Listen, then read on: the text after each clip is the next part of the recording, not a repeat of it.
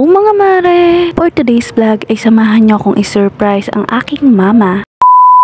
Nang umalis nga ako sa bahay ay wala pa akong almusal kaya kumain muna ako dito sa Bigs. Bago nga ako umuwi ay dumaan muna ako sa SM Market para bumili ng mga lulutuin mamaya. Bumili na nga rin pala ako ng mga chichirya pampasalubong sa mga kapatid ko.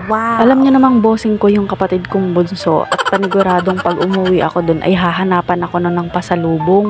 Paglabas ko nga ng SM ay grabe ang init, tirik na tirik ang araw.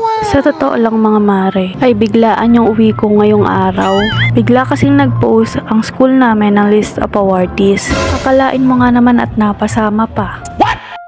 Akala ko nga ay best in OJT lang ang award ko. Aba, meron pa pala. Kaya napauwi talaga ako nang wala sa oras sa amin. Sa mga di pala nakakaalam ay graduating student ako ngayon. Kaya nga grabe din yung saya ko nung malaman ko na may honor pala ako. Bukas na nga rin pala yung recognition namin. Kaya umuwi agad ako sa amin. Para nga surpresahin si mama. Ang alam niya kasi ay best in internship lang ang meron ako. Kaya nga naisipan kong surpresahin si mama. Agad ko nga sinabihan yung mga kapatid ko na wag sasabihin na uuwi ako ngayon. Sinabihan ko din sila na wag sasabihin kay mama na may honor ako at sila lang ang nakakaalam. Sana all. Oh, 'di ba? Planadong planado. Pagdating ko nga ay ang daming batang nakakalat. Isa na dito yung kapatid kong kalbo. Oh, 'di ba? Nakatingin agad sa pinamili ko. Ang pumungad nga sa akin ay yung kambal naming kapatid. Oh, 'di ba? Ang ganda ng ngiti. Akala mo'y bibigyan ng pera. May pasew-sew pang nalalaman. Tingnan niyo naman mga mare, akala niyo miss na miss ako pero pag natagalan na ako, aawayin na ako niyan.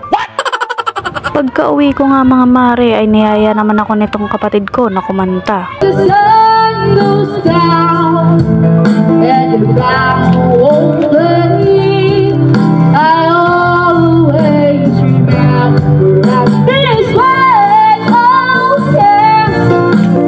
I don't wanna be just a memory, yeah. O, tingnan nyo naman mga mare, feeling singeris ako dito. Nagulat nga ako mga mare dahil pagtingin ko sa pinto, andyan na pala si mama.